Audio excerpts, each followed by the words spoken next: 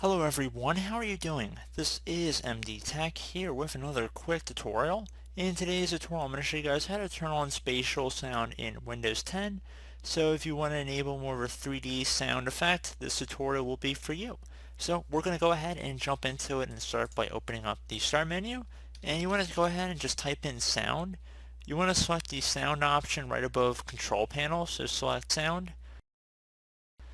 You want to basically get back to this screen it looks like right here, and you want to left click on whatever your current speaker or sound device that's showing underneath playback. You want to go ahead and just left click on that, and you want to select the properties down near the bottom of the window.